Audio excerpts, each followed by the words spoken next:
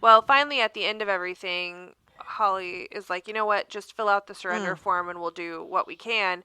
And then the daughter is still asking, Well, how, what do I need to say she's like, how can for I? them to euthanize the dog? Yeah, Like, she wanted me to give her the cheat code to get a vet to euthanize this otherwise healthy dog. Yeah, she literally did not want to hand the dog over to us, even after we were like, okay, yes, we'll take the dog, even though we don't have any space, and we'll figure it out, blah, blah, blah. She's like, yeah, I'd rather just euthanize it because this dog is so attached to me, he's not going to be able to function without me. Oh my dog. Dog. Oh my dog. Oh, my dog, hey. Oh, my dog, hello. We're back. From super vacation. We took our first big break. Spring break. Well, yeah, and I'm the Adult only one. version. I did something fun, actually, but... Yeah. So I went to Nashville. I just got home early Sunday morning. It is now Monday that we're recording this. I pretty much slept all day on Sunday. Turns out at age 36, it's harder to recover from a thing like Nashville than it is when you're in your 20s. What age again? Well, 36. Aren't you 37? Can't be sure. I thought we were the same age. What year were you born? 87. Okay. Well, then I'm whatever you are. You are 37 years old. I'm going to be I'm 38. I just turned 38 Oh, in no, February. I'm going to be 38. You will be 38 this August. I'm going to stick with 36. I liked that better. It felt nicer. 38. That's great. Gross. Well, I'm really glad I didn't go to Nashville when I turned 38 because it's going to be even worse. You had quite a few days down there. How was it? Yeah, it was good. We actually, last minute, got the last 4 tickets to the 100-year anniversary of the Grand Ole Opry. And we saw like 50 famous people within like 50 feet of us. Wow. And they had like 20 different people that did like one song each. So, you know, you had like Reba, Garth Brooks, Alan Amazing. Jackson, like everybody you can think of, all the living members of the Opry except for Dolly Parton, who is mourning her husband.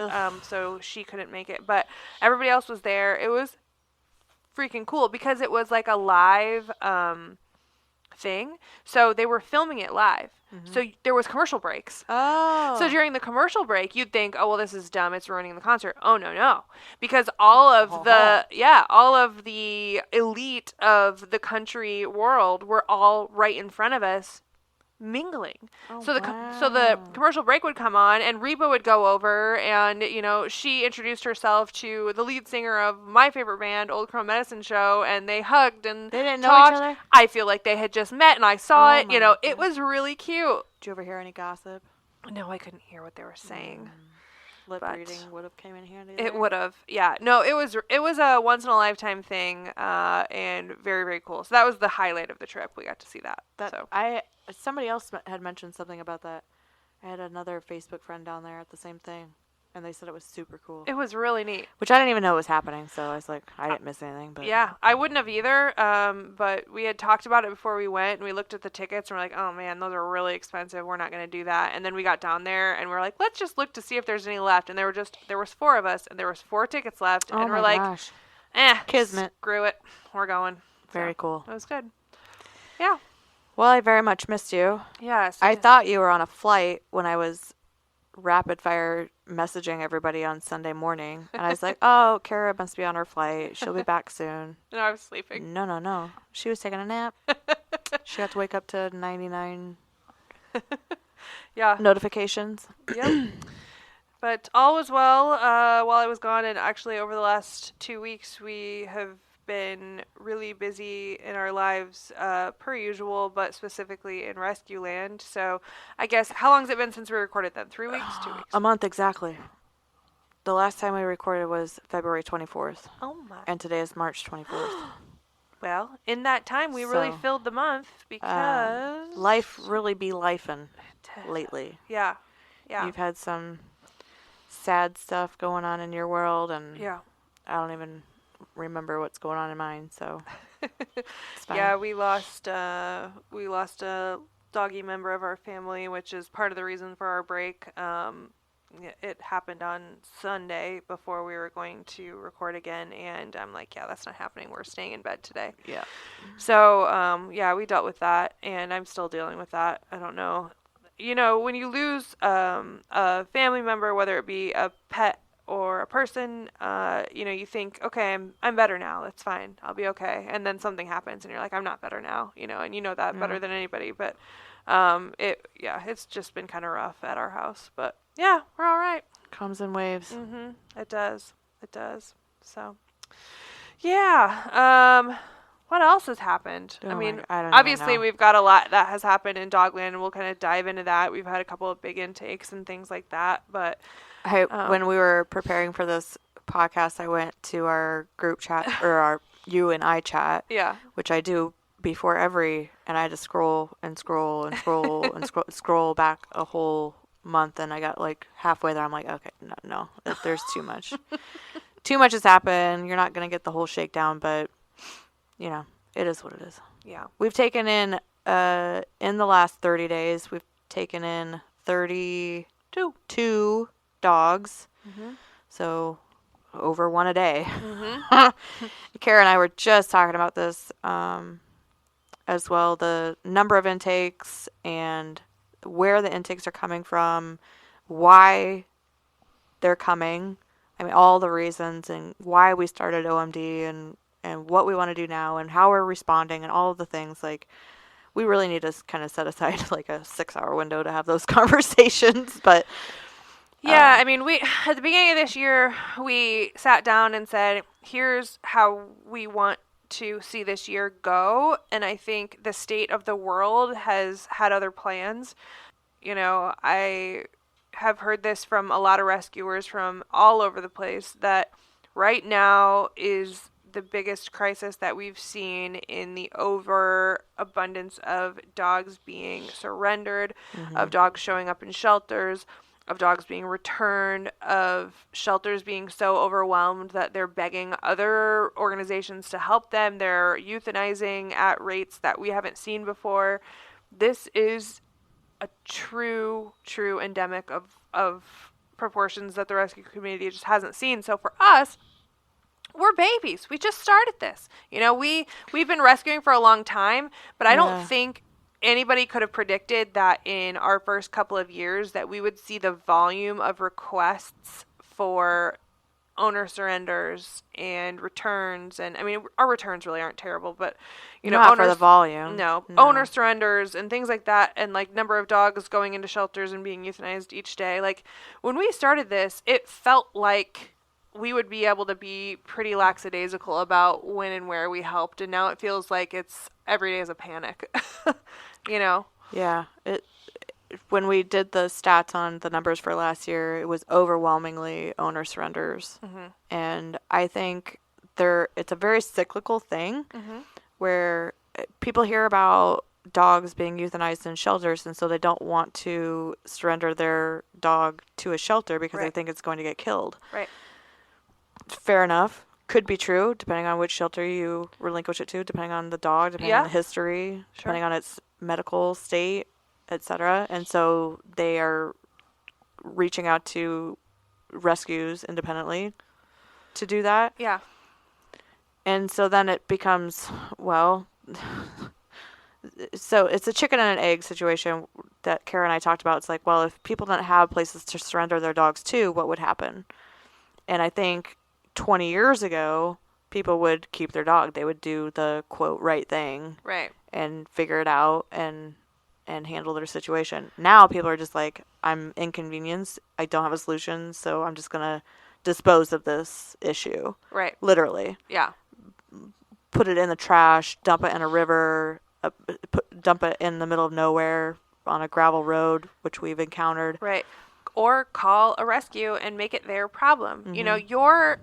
And we've said this before, but your lack of planning or your situation does not constitute an emergency on my part as a volunteer. Mm-hmm. I have been paid nothing by anybody to make your issue my number one priority. Now, is making sure that the dogs that I can help, a priority? Sure.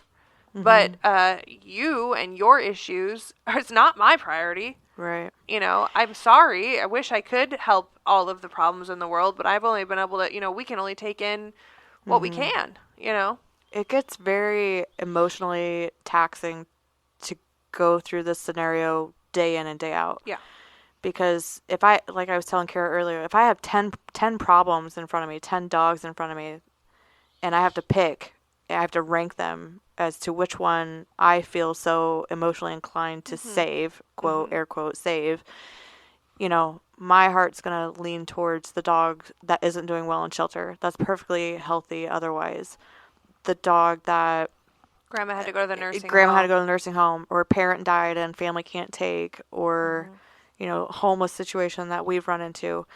It's not so much going to lean towards, me and my boyfriend broke up and I don't want my boyfriend to have the dog because he was mean to it, or, whatever it is. Yeah, or even more than that. Or I'm moving and the dog where I'm going doesn't take the place I found doesn't take a dog. Probably the last, you're ranked dead last. Yeah. But also in my mind and in my heart, when I lay my head down at night, I'm thinking, what did they do with that dog? I know. What did they do with that dog? Where is that dog right now? Is it safe? Is it okay? And we can't help every single one of them. And we can't know that either. I mean, counterparts in the world that are doing the same thing, I've heard people talk about, well, when it comes to determining what dogs we can take, unfortunately, choosing situation by situation just becomes very taxing. And so what a lot of rescues will do is say, well, we will only take dogs that do not have behavioral issues, that are easily, not necessarily easily adoptable, but at least easily placeable in foster homes. Thinking about the dogs that we can help that are not going to hinder us from helping other dogs. So like right now, I have at my house like a very high level behavioral dog, which is something I still would have taken regardless just because it was my friend's dog. Yeah. That dog is now stopping me from fostering because of the stress that it's put on my home. And so if we do that over and over again and we take dogs that are trouble cases, I like to take a trouble case here and there, but if we take consistently the trouble cases, then we're turning away dozens of dogs a year because I've got one foster home that's held up for 6 months with a dog that can't be around any other dogs. Like it just doesn't make sense. So I think for us, trying to think about that in that way more so than like judging a person's situation and their stupidity or whatever. I mean, I get there's some making of that. Those judgment calls is. But here's where I get hung up on that. It's like, well, you're asking for my help. Right. So whether this is the right word or not, maybe this is going to come across shitty, but like now I'm entitled to make that judgment call. Oh, yeah. You're asking me for help. You're asking me to solve a problem for you. Now I'm entitled to make a judgment on your life choices. So if I feel like you have options to solve your own problems here, I'd be more than happy to facilitate that for you. Sure. Be more than happy to help you, give you resources, dog food, kennels, training, whatever it takes. But if you're fully capable of handling this issue yourself and you choose not to, that's on you. Yeah, absolutely. That's a no. That's on you. Yeah. But no,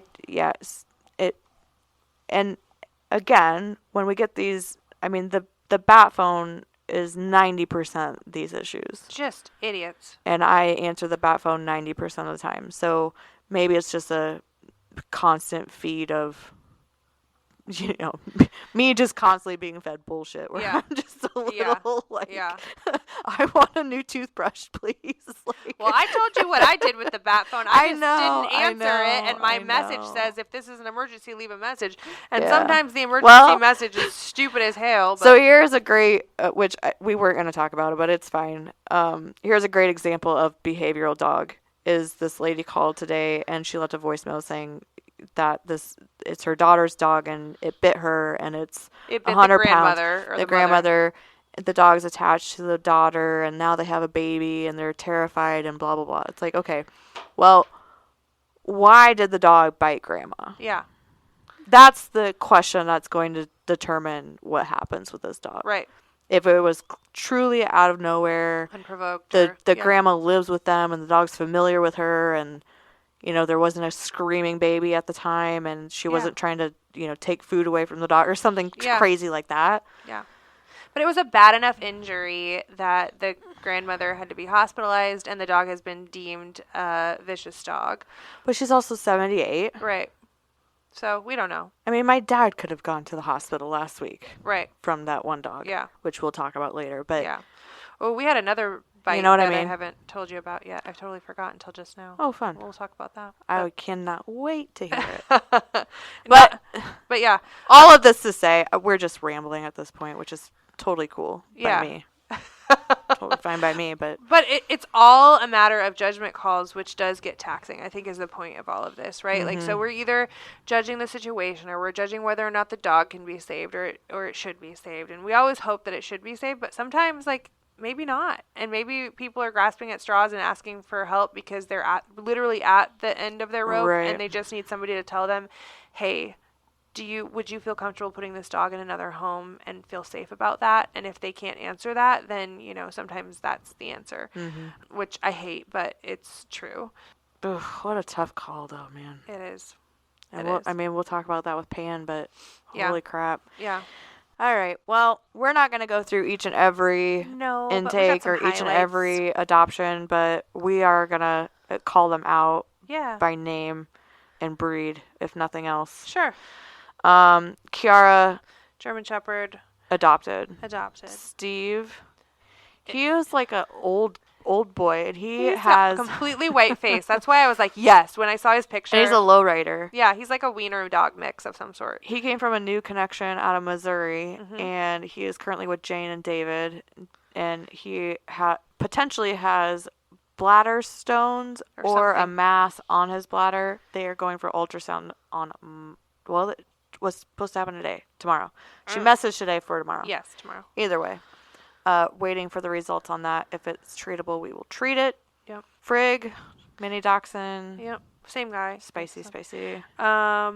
Echo came from the same connection. We kind of got 3 dogs, I think, in Deaf succession kiddo. from here. Yeah, little deaf. Super cute. I don't Oh know. my I gosh. think everybody's like scared because he's deaf, and I'm like, He is. Nobody cares. He comes to the dog park and acts like every other dog. Like, there's Yeah. literally no problem. He's like I would say a mini Aussie Pomeranian Chihuahua He's type really of thing. cute. Oh gosh, he's he darling. has the Aussie eyes Yeah, with a like chihuahua body. yeah.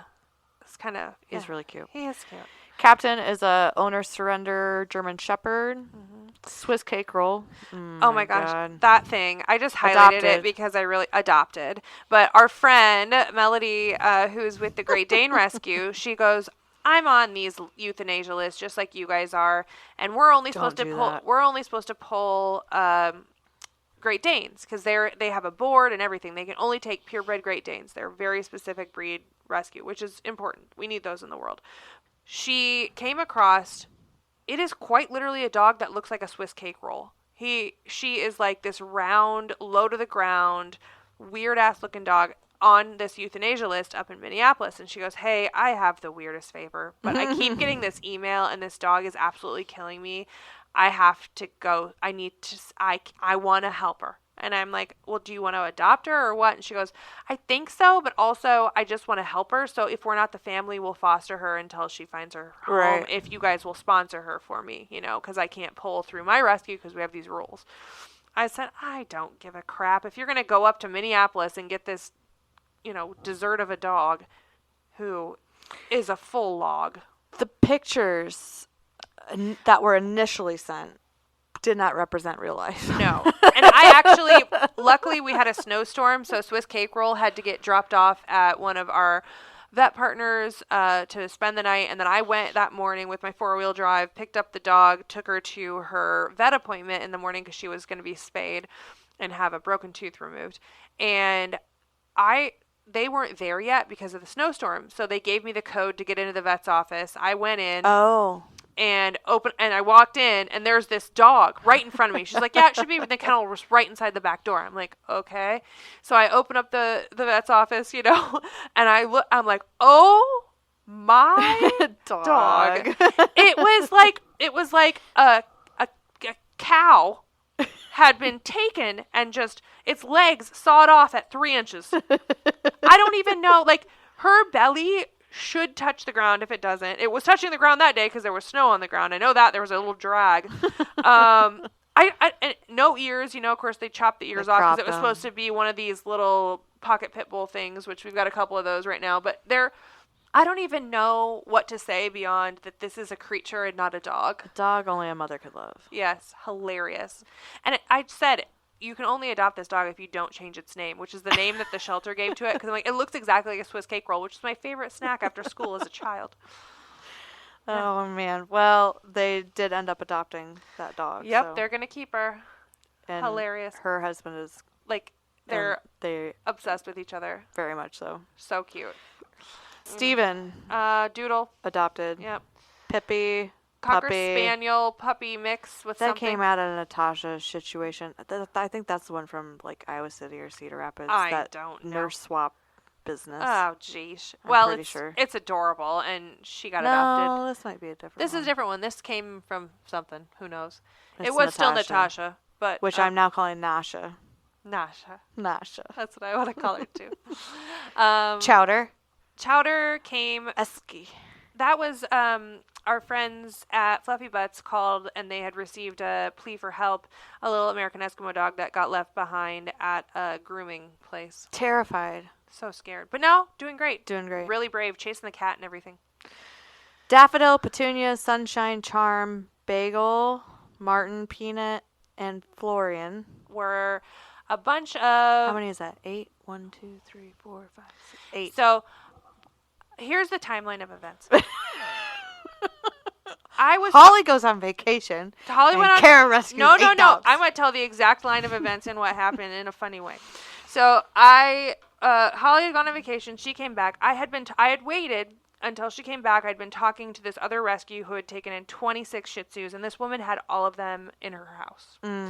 And so she was overwhelmed, and she was like, I need help. And I said, I don't know what we can take. Holly's gone, blah, blah, blah. Well, wait. So Holly came back, and I said, hey, is it okay if I ask her, what she needs for help with these Shih Tzus? And Holly's like, I don't care. And then I go take a nap. So then I posted them on Mafia, and everybody and their dog was like, yeah, we want one. And Holly takes a nap. And then I cut it off, mind you. We could have taken more. I cut it off at 8. And I shut off the comments so people quit saying yes. And I said, great, we're going to take in 8 Shih Tzus. It's going to be wonderful. And then I'm driving on my way home from work, and Holly calls me in a stupor because she had woken up, and I was like, we're taking 8 dogs. And she goes, what happened? Doing? She's like, what are you even doing? She used the phrase, you do you, boo, which I knew meant that I'm going to come over there and slit your throat. Why do we have 8 Shih Tzus coming? I don't even know what's happening or what day it is or what time it is. Like the day before, maybe not even, Kara's like, well, I try to refrain from taking more than one of the same breed at the same time. Not when it's Shih Tzus. I can only large breeds. Yes, you're right about that. I can take 70 Shih Tzus and find them all homes within a year. Don't try me. I will. But yeah, little dogs, whatever. But I did say that. I did say that we had a rule about that, but she knew what I meant. Anyway, hilarious. And then later she's like, "Sorry, I just woken up." And you know how it is. Grumpy. You sit down, take a little snoozer, and you wake up just pissed off at the world. Why is that? Like, I don't know. Take a nap to feel better. So anyway, we got 8 Shih Tzus in all in a day. They all went to their foster homes. We got them in and with the Shih Tzus, we also got the Pomeranian. And a Pomeranian who is Poof. And that Aussie came at the same time, but not with the same group. Right, totally different group. Yeah. But there was a little mini Aussie on the same day, actually. Murray. Yeah, Murray. Who's being adopted on Sunday. Darling little thing. Mini Aussie. So cute. But yeah, they're driving all the way down, sight unseen, from Minnesota to adopt this dog. Paid an extra $100 just for overly fun. Excited about this situation. They're really jazzed. It is a really cute dog, but I don't know. But Poof is still available. Yes, so she cute. is a Pomeranian, super cute. Adorable. Yeah. Leppy. Leppy was because Leppy came with Murray. They were breeder releases from Jennifer. That lady who apparently we've been working with Jennifer since we started this, taking poodles and things. And what did I say? They're apparently down to 7 dogs. The breeder that she's she's been doing it a long time. So they're finally getting them down to the end, which is cool. Long game there. Yeah. Elton John, Natasha. Yeah, that was a golden retriever. Which we thought was Katie, but Yeah, not really. I mixed those together in my head. Yogi is a corgi Yes. who's being adopted tomorrow, I believe. Yeah, they posted it for free on the free site. Someone took the dog. Less than 24 hours later, that person then calls us and says, this dog is psychotic. I don't want it. And they live a block from me. So Ironic. Yeah. So I was like, that's funny. Well, thanks for bringing it closer to us. So I went and picked it up. And no, he's going home. But he gave Johnny a black eye. He did. So Johnny is our little baby corgi, like maybe 25 pounds. Tracy's husband, and they both work at the Woodward Resource Center in Woodward, obviously. And they sent a picture the other night of Johnny with this big gash on his head. He got attacked with a butter knife at work. And I'm like, Jesus Christ, okay. Like, okay, Johnny. Put an ice pack. Yeah, be careful. Maybe some suture strips. Yeah. Call me in the morning. And then this morning, he sends a picture of a black eye. And Tracy says the corgi headbutted him. And I'm like, real fucking likely story, Tracy. Really. Like, Johnny, blink twice if you're in trouble, okay? Do you need help? Send a signal. Oh, so I believe it, got though. A gash on his head and a knife, black eye. A butter knife wound and a black eye. Jesus, you should see the other guy. That's his pirate name, Butter Knife. I don't know how it got black really quick, too. Well, because the first picture, it was all swollen, and then by the next the morning, first picture they sent, I was like, what are we, is it in the room with us? Yeah, you had to zoom in because his, like, eyebrow was swollen. And then the next day... No, not even the next day. Same day. Oh, within hours, it was black. Black.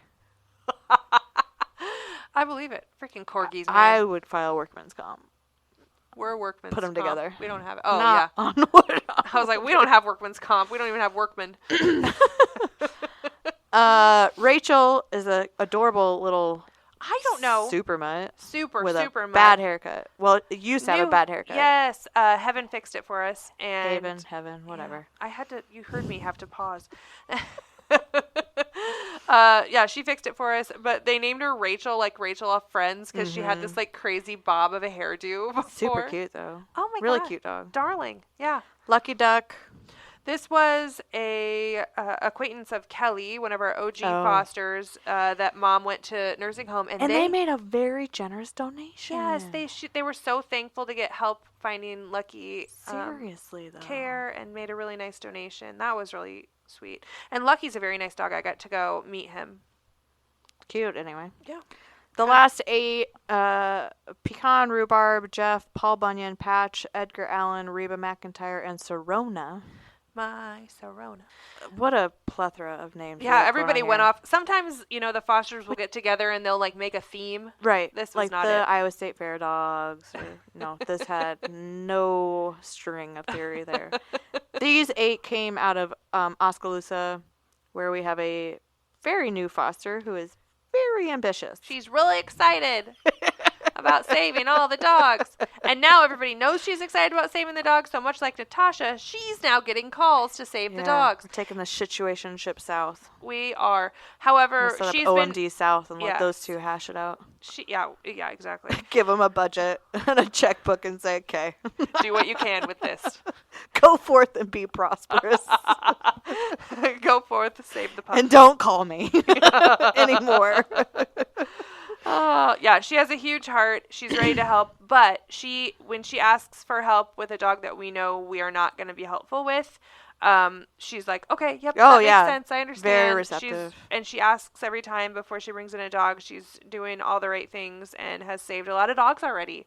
But this was a friend of hers, right? I don't know if they're friends. Well, acquaintance of hers from town. Okay. Yeah. Maybe. Who had reached out and said, hey, my neighbors have this basically pen full of puppies. puppies. I thought you meant the people that had the dogs. I'm like, I don't think she was tied to them at all. No. They took a dog from them, I guess, this friend. Yeah. So the story is that these two people who, after we got into the home, it was very apparent they were both mentally handicapped. And they had these dogs that we assume that they were trying to make some sort of poodle situation. Yeah, like it was done with intention. For sure, it was done with intention. But They I had like a little wasn't done with terrier. comprehension. No, a little terrier mix, and they claimed that the father was the neighbor's dog, which may or may not be true. And so they made puppies, and then there were And they 9 all puppies. look very different, Everyone was different. but they're all very cute. And as quick as these dogs have gone is just beyond me. Right. Honestly, I know Jeff is gone, Paul is gone, Patch is gone. So that's 1, Edgar's 2, gone, 3, Reba's gone. 4, 5, and Serona is this week, I think. Yep. That's 6. 6 of the 8 are gone. Yeah. It's crazy, and they are super mutts. They're just They're not even doodles. They're not like doodles. super We've been super very mutts. clear that they are shedding dogs. They are not this doodle that everybody wants. But I think it must have just been like during that spring break, everyone's just sitting there thinking, I could have a puppy. Okay. I don't know. I mean, they're all very cute. They really but- are. The cutest one to me, though, is little pecan, however you want to say it. Like the rest of them are all scruffy, but this one has like a slick coat and has like these weird floppy ears, and he kind of looks hound doggy. Yeah. That, like red and white one. Reba did too. Yes, that's right. But Reba is a little scruffy. Yeah. So They're very different looking, though. Pecan and Rhubarb obviously went to the same foster. She's got a pie Which, situation. actually, Pie fetish. that's funny. No, they were rescued on Pie Day, Oh, Jesus. 3/14. Okay. So that was clever. Jeff was fostered, though. I think the story goes, if I read it correctly, the foster was sitting in a bar with her husband, and our plea went out on Mafia Page. And her husband said, if you can find somebody in the bar named Jeff, You can we have can the dog, foster or the you can have the dog. dog, yeah. and they'll call it Jeff. And he They- should have picked a harder name. I mean, obviously. They literally sent a picture of the ID of someone named Jeff. Yeah. Well, how I understood that story, which there was a lot flying around. Yeah, that whole... You've got like 7, 8, 9, 10 people in a group chat. Like, who knows what's even happening. Don't even try. But I think it was like someone that was interested in adopting the dog, maybe that had said that. I don't know. Either way, hilarious. Somebody Okay. agreed to That something. could be it. Yeah, somebody agreed to something because somebody was named Jeff in the bar. That's all And we they knew. kept the name Jeff. And yeah. And oh, Jeff is oh, in tell training this. right now Tell what to it be a is. service animal. Look at what's the name of the place. Do you remember? No. I posted about it. I'll look it up. So we had this person that Oh, this is the vet that adopted? yeah, so there's a Okay. veterinarian who is in Iowa, and she is she's either on the board or a co-founder of Crisis Canines of the Midlands. We should have her on the podcast. Oh my gosh, we should, because it's really interesting what they do. So look at all these dogs that they have. Wow. And so all of these service dogs, and I'll post this. It's on their Facebook page, Crisis Canine Of the Midlands. Canines of the Midlands. Yes. And they have all these service dogs that have all previously been purchased to be a service dog, right? They're doodles, they're German shepherds, they're labs, they're, dogs that are all clearly purebred What's dogs. that one? Weimaraner? Weimaraner. Yeah, like purebred dogs that were purchased for this purpose. And this vet reached out and said, I have this idea. I would like to take a rescue puppy Yes, and please. raise it up to do this same work. Which the work is that it's a nonprofit during crisis situations. So let's say there is a house fire or a school shooting or something really awful, and there's people and children that need to be calmed and like have therapy, and it's a canine therapy that they send these response dogs out to help calm a situation. Wonderful. Yeah. Well, definitely a mutt can do that. I can understand why because training a dog to be a service animal is not a cheap nor time efficient endeavor. It No. takes a lot of time, a lot of effort, and it's very expensive. Yeah. So I can totally understand why somebody would not want to spend the time or effort on a super mutt. That you don't know. That you don't know what their background. instincts are. Did they get all the good instincts from both parents, or did they get all the Yeah. shitty ones? Right. Like, just like with my dad with working sheep. You're not going to take a super mutt that's, half collie, half who knows what, Yeah. to send them out and do a job and spend the time to train them, like, when their natural instincts just aren't there. Exactly. But I do love this idea of finding a place for, air quote, mutts Yeah. to be a service animal. Yes. And so the beautiful thing about this is, and the reason that we were like, well, first of all, we love it. We love seeing rescue dogs going to do wonderful things. But this person said that they're a veterinarian, and she is actually going to own this dog. So the dog will live with her and her family, and then when the time comes and it's time to go to work, the dog will go off and follow its training and go to work that day. I just love this. I think it's so cool, and I can't wait to follow along with Jeff's journey. Yes, I would love to have her on the podcast. I have so many feelings about this. This is so great. It's really cool. Because, and by the way, we also get a lot of purebreds into rescue too. We sure which, do. Even may or may not be validated, but see, look at their training. Could be. They've got kids like riding scooters around these dogs, and their dogs are having to lay on their mats and listen. And they said that they loved his name. They liked his Remember name. it? They liked Jeff.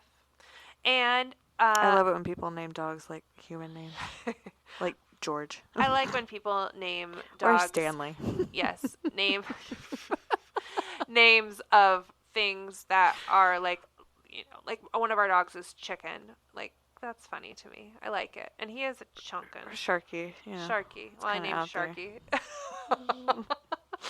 Oh my gosh. Okay, so 32 intakes. Half of all the ones that we just listed were adopted, if not more. But Huckleberry finally found his home. He was the stray from Tennessee, like right? damn near hairless Yeah. lab, which Natasha did the DNA test on. Purebred lab.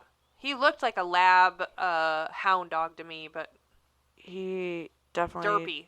I wouldn't have guessed purebred, Yeah. but we also know how accurate those things are. So I know. But Oh, when it by the comes back way- 100%, like Listen, you remember those like pit bull mutts that we took out of Oklahoma? yeah, Pez, Donlino, Yeah. adopted. Yes. So one from that group, Toad, who's the little girl that was already adopted too. Adopted. She did a DNA test on that dog. It said purebred pit bull. I was like, Ooh. I don't think so. Like, I don't. It's like she's tiny. She's tiny, and I just think there's some. And her ear stands up. It's weird. Aren't there? There's a pit bull. There's a I was Staffordshire gonna say, Terrier. isn't there different like? Yeah, it just says pit bull. You're the breed expert, but Yes. I'm pretty sure I remembered that. But then here's the other thing. She got like the DNA testing that has like the markers for like things you should watch for health wise, which I don't know about that. But during that, it says that this dog was 41% inbred. And I was like, well, yeah, clearly it was just a lot full of pit bulls making more pit bulls. Like, there was a brother, sister, cousin at some point here. Okay, that's important to bring up because those are the dogs that are going to be highly prone to behavioral issues because their literal wires are crossed. Can be. Like yeah.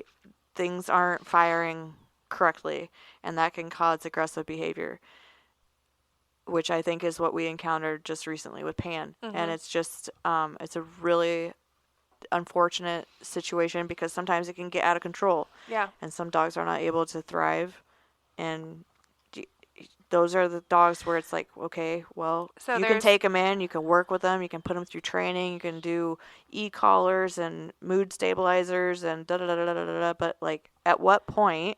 There's a time where, I've heard that, categorizing aggressive dogs by their level of bite, and if they've had more than one instance of that, and then using that as kind of a calculation. Barometer. Really? So let's talk about this now then. Okay. So we had to do, well, Holly did, had to do our very first behavioral euthanasia, which I know we're going to have to do again.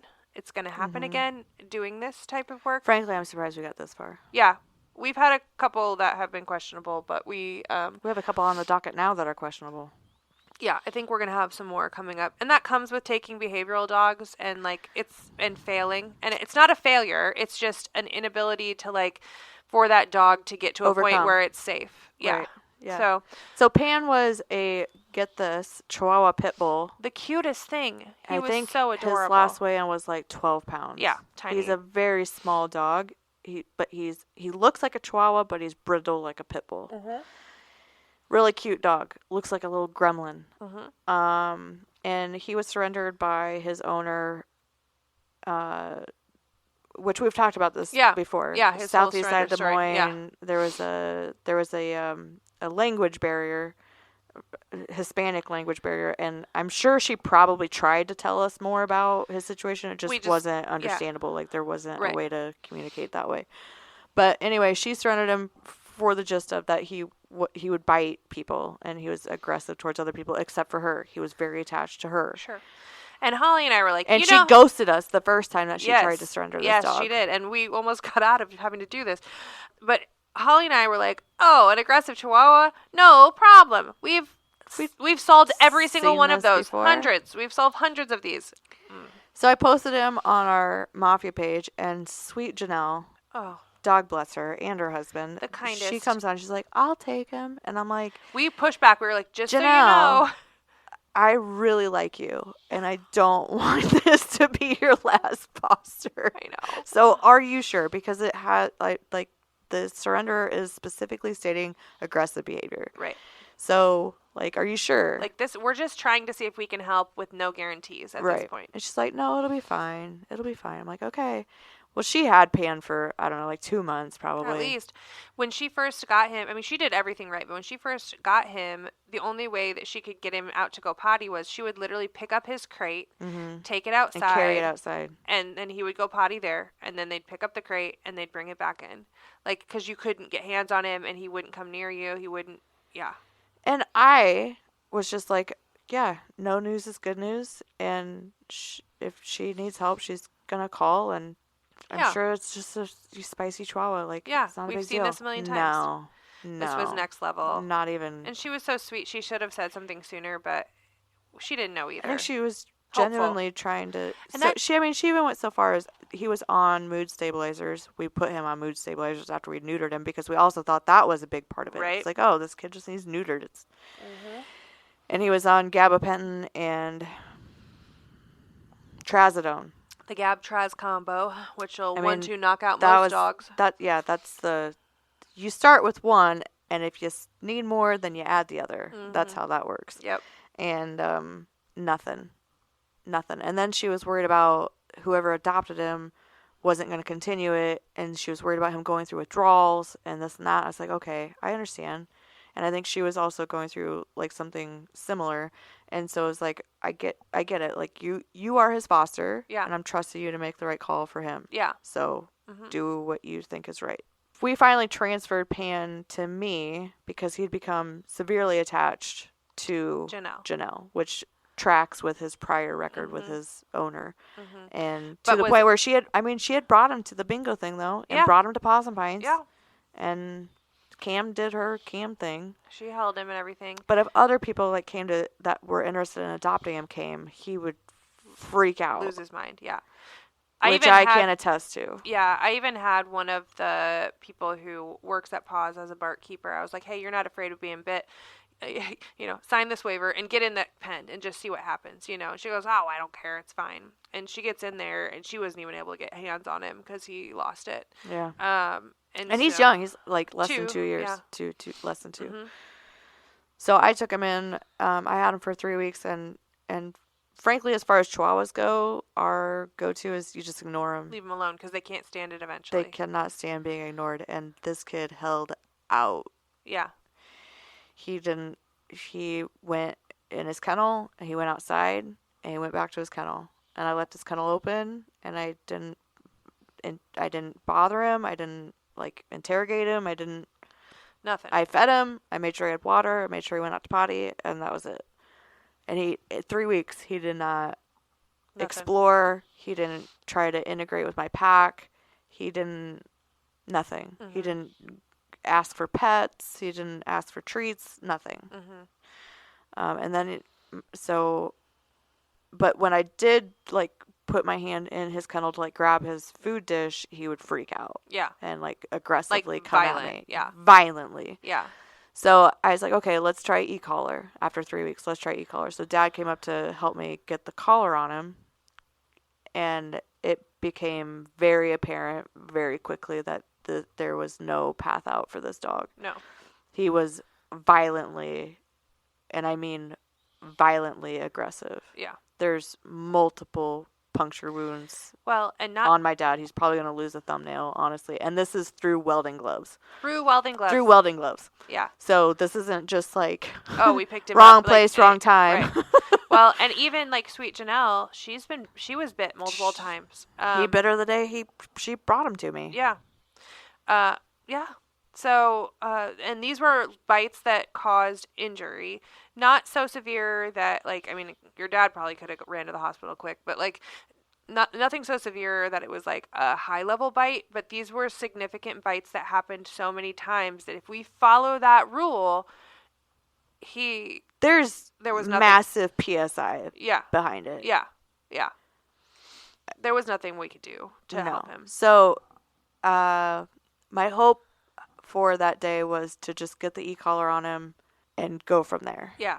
And I could have left the collar on him and given him another, week or 2 weeks and worked with him. But then you'd have to start over and you'd take him to another home and then he's going to bite again, you know? The outcome was always going to be the same, that he was always going to be aggressive to anybody new in his environment.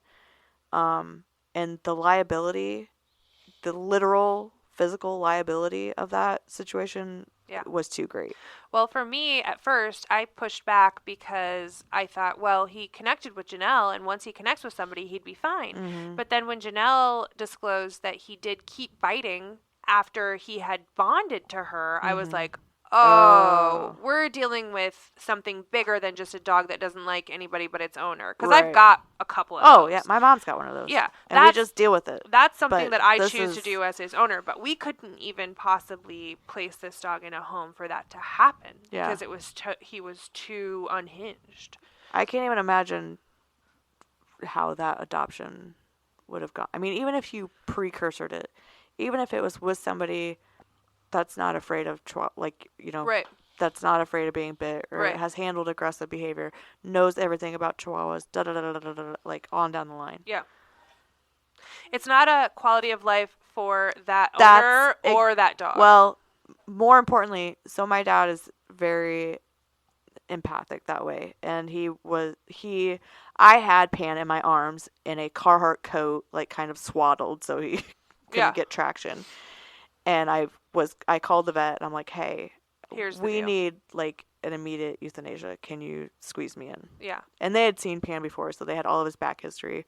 And I was like, I'm sorry, Dad, like, I don't mean to ruin your afternoon here, but like, can you drive me to, because what am I going to do? Let him go? Yeah. Or put him in a kennel? Like, he was comfortable. He was chill in my arms in the coat. He's like, no, of course. So he drove me up there with a handkerchief wrapped around his bloody hand. His, fingers like gushing blood, like the Julia Child SNL skit. Like. Oh man! And so Dad has this way of kind of restructuring difficult situations like this in a way that's more palatable. Mm-hmm. And he's like, aside from us, like Pan is not. Like he has no quality of life because he's constantly terrified and he's in a constant state of stress and his body's in a constant state of like fight. Yes. Yeah. And so he's not happy. No. And so that's 100% it. When the vets were doing their thing, I was just talking to him. I was telling him he was a good boy, that we loved him. You're not a good boy. And now you can rest. Yeah. Like but he was a good boy. Like he pottied outside and he did his thing and he was very good that way. But like. I think he just had some wires crossed. Yeah. Well, there was a lot of nature and nurture that happened to make him that way, and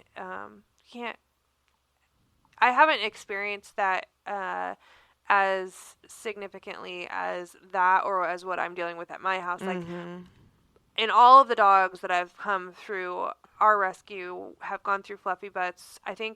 I remember Chris having to do that for a dog maybe one time in the years that we did it, and she was at a smaller volume. But we've taken in 552 dogs as of today, and this is our first one. Yeah, so that's pretty good. This isn't something we take lightly. No, this is a very difficult decision. Yeah, it's very hard to make that call and to be that person in that room. So yeah, I take no joy in it whatsoever. No. Oh my God. Other than the fact that Pan can now rest. Yeah. And I have his ashes and he's joined the shelf of ashes. I'm gonna have to you're gonna have to get an urn like me and put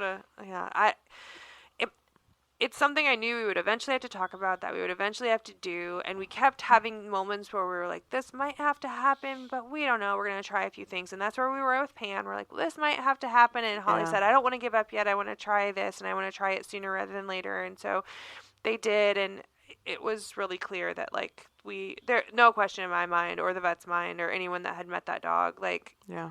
it's what we had to do, and Well, the sucks. vets didn't even ask me anything. No, they knew. Yeah. They knew. Yeah. They knew everything. Because when Janelle had Pan in there, they had to muzzle him. Yeah. And I don't even know how they got that muzzle on him. that took some doing, she Yeah. said. So they were well aware. But in our episode next Friday, we're going to talk to a vet from Coda Pet. And she talks about in-home euthanasia and other types of euthanasia. So we'll touch on that more next week.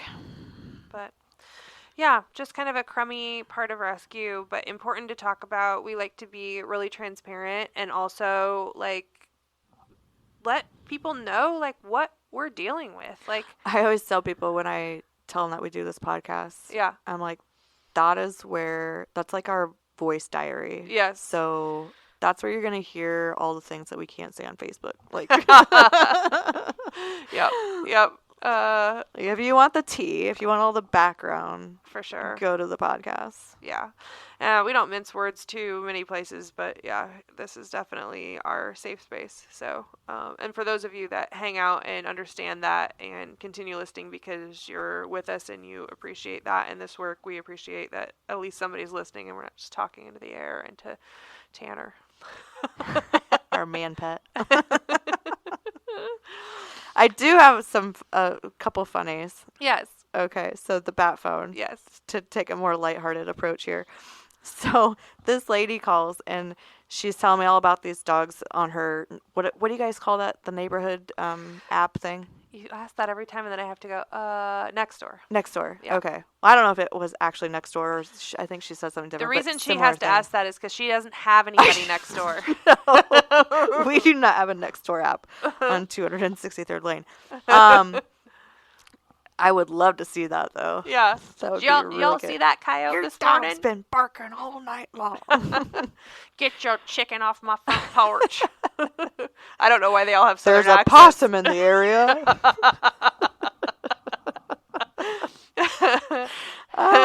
Anyway, this lady calls and her name's Georgia and she is sweet as pie, but absolutely spastic. I mean, I just said hello and she just went off and went on this. I think it was like 12 minutes before I actually got another word in. Oh my God. When I say spastic, I mean spastic. She was talking about how she saw this message on her Nextdoor app about this guy that has this dog and these puppies and his family's abandoned him. His kids aren't coming around. They're no good for nothing. And he's trying to get a ride to the ARL. And then she's like, well, let me pull it up. I saw it on Facebook too. Now, what group was that? And she's like talking me through the whole thing. This rate, this fast, all for 12 minutes straight. I'm like, I need a Xanax if we're going to continue on with this. Anyway, the more she's telling me about this, the more I feel like this is feeling a little scammy. Yeah. I'm like, he's asking for help like weeks apart for the same help and people are offering, but the problem still exists. Like it feels like a scam to me. Yeah. And she finally takes a breath and says, well, I don't understand where the scam is. Like, because he had offered money for somebody to come pick the dogs up and take them to the ARL. Sure. So he said, if you will come get these dogs and take them to the ARL, I'll pay you $100. What kind-hearted... Or $50 or whatever. I'm like, okay. What kind-hearted middle-class white woman wouldn't stand up for that? Right? I mean, sign me up. So she's like, well, I don't understand where the scam is. He's offering money. I was like, well, when you show up to his porn den dungeon, he's going to say, well, you could sell these dogs if you wanted to just give me like $50 a piece. Right. Like, we'll just call it even. Yeah. Or whatever. Like, I'll just give you the dogs. Mm-hmm. And this sweet, sweet woman has not said one curse word in the 12-minute rant that she went on. Yeah. She goes, oh, you mother fluffers, not today. And I just, like, start laughing. She did not say mother fluffers, but she just went off. And then she's like, oh, I'm so sorry. I'm so sorry for my language. I'm like, no, you're fine. Fuck that, you know? Oh, that was... But the same day, I got another phone call on the bat phone from someone that wanted to adopt Pan. Was it Pan? Yes, it was. It was someone that wanted to adopt Pan. Yeah. And I read her application, and it said she was retired, and she had a couple grandchildren coming to the house and whatnot. I'm like, yeah, no. This is not a unsafe. good fit. Yeah. But I still called her Yeah. to have that conversation. And so she's asking me all these... we got past Pan, and I'm telling her about these other dogs on our website, and I was telling her about Echo. And I said, well, he's a double Merle, Aussie cross, whatever, and he's deaf. And she's like, oh, okay, da-da-da. I said, well, she was asking all these questions about what double Merle was, and we had just talked about it on our podcast the week before. And I said, well, actually, we do a podcast every week, and if you go listen to last week's, we talk about it specifically. But this woman, retired with grandchildren, also sweet as pie. I just gave her the disclaimer, like, hey, also, the podcast has a lot of colorful language, so if you're easily offended, like, just keep that in mind if you go take a listen. Right. She goes, oh, fuck no. And I'm like, this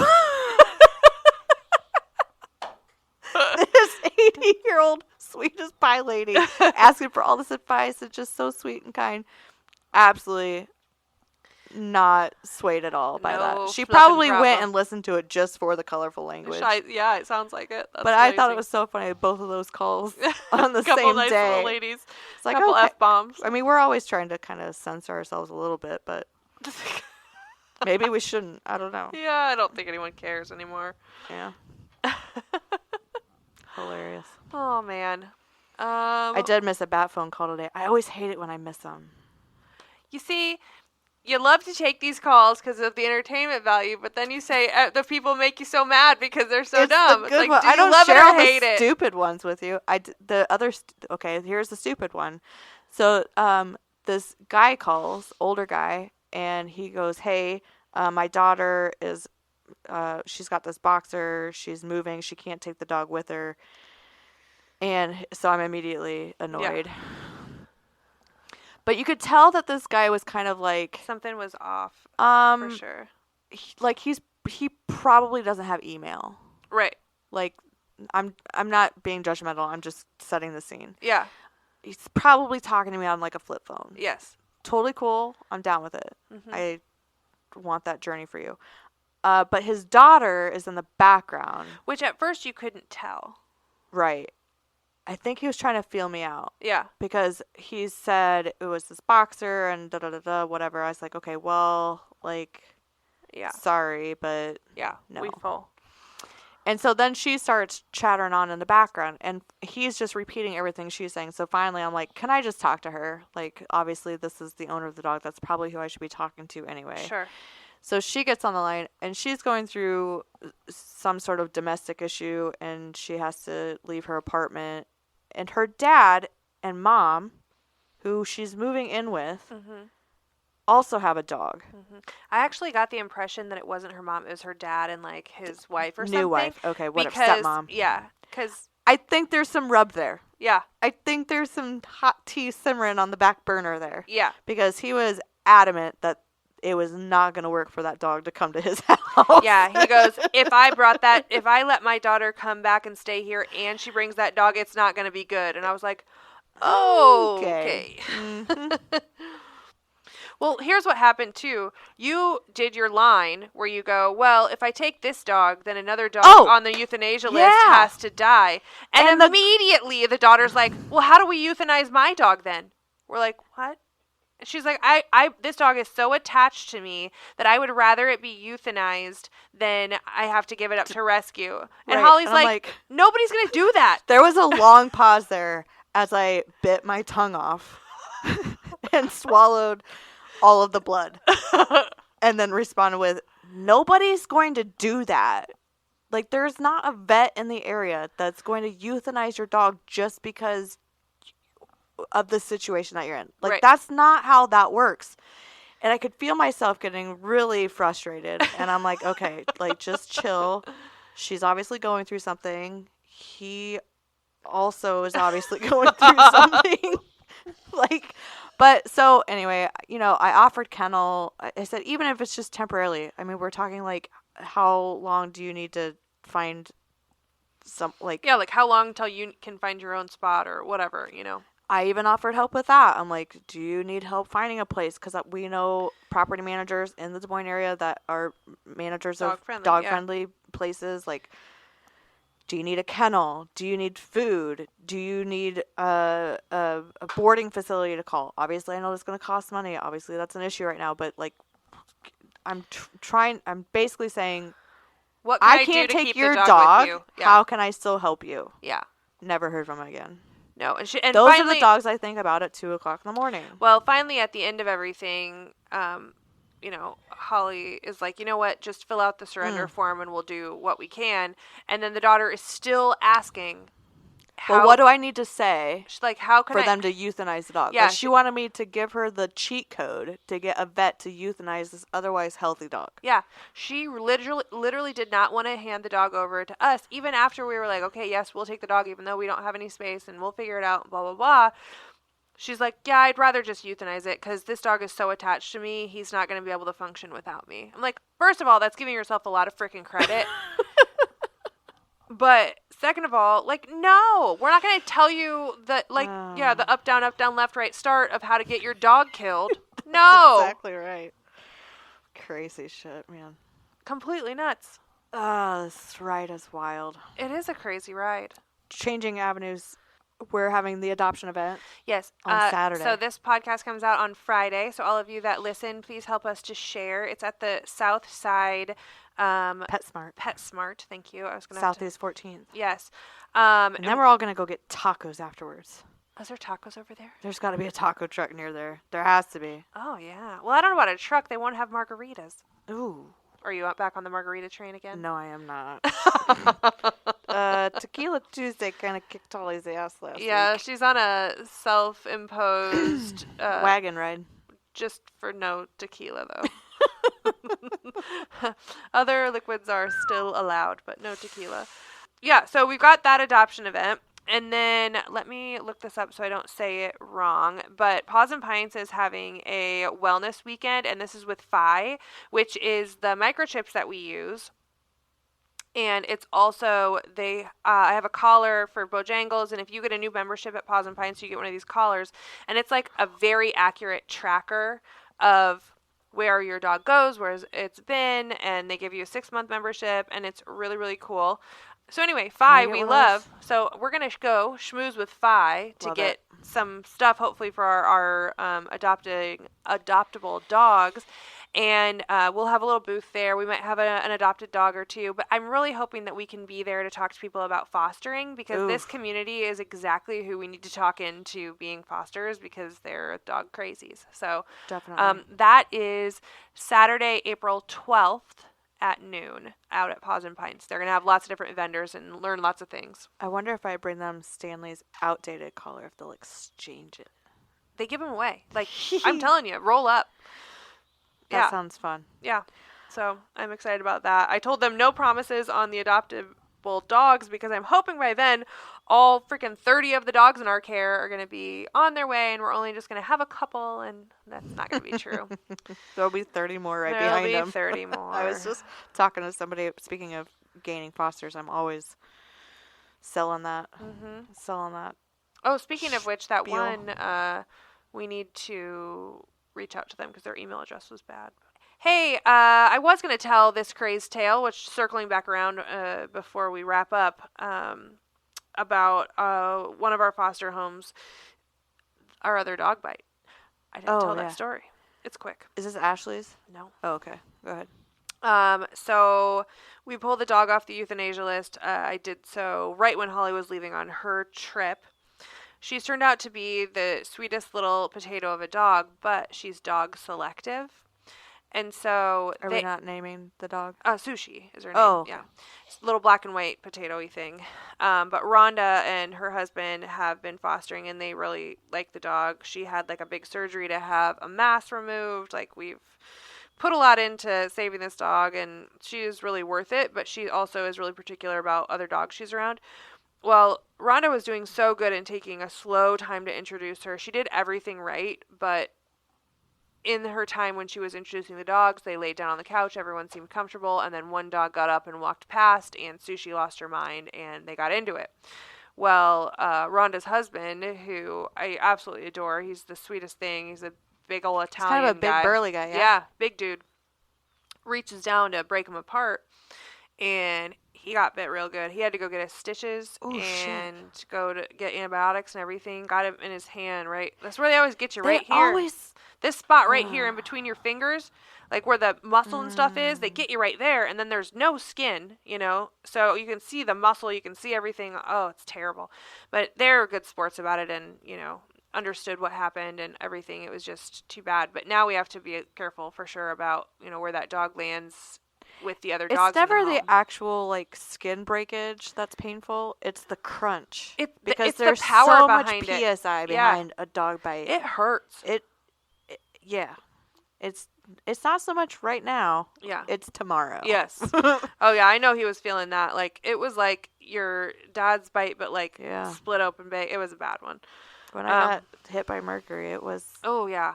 That day, I was like, oh, this ain't so bad. No. The next day, I'm like, I may have died. Just a little. bad. Yeah.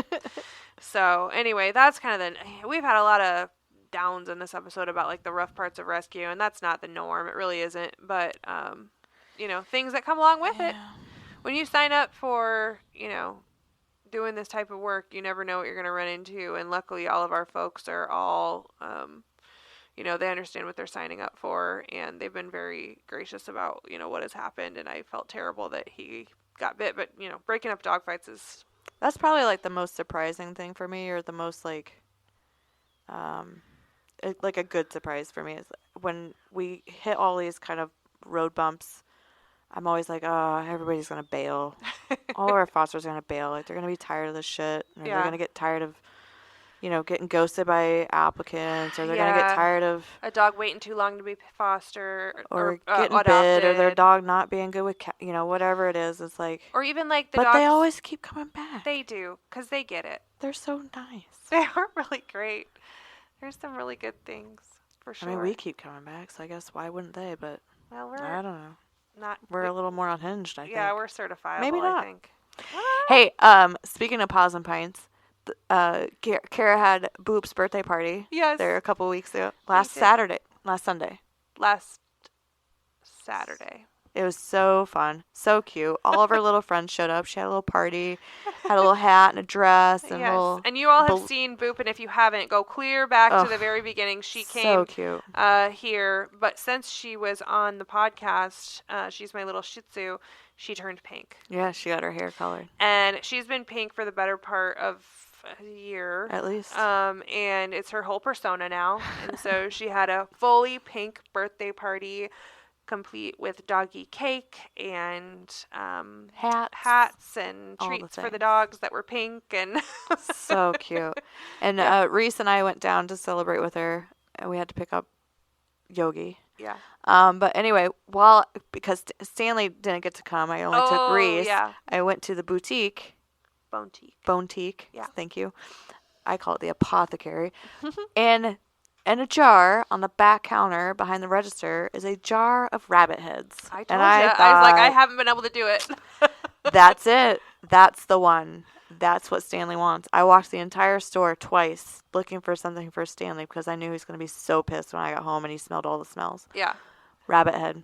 Yep. He did not give me the cold shoulder, not 1 minute. I gave him the rabbit head. Loved me. So disgusting. He ate the entire thing. Did he? He ate the ears off of it first. Was he ill after that? No. Wow. And Reese and Radar just followed him everywhere. And ate the little pieces? Ate all the crumbs of brain that fell out of this rabbit head. Oh, my gosh.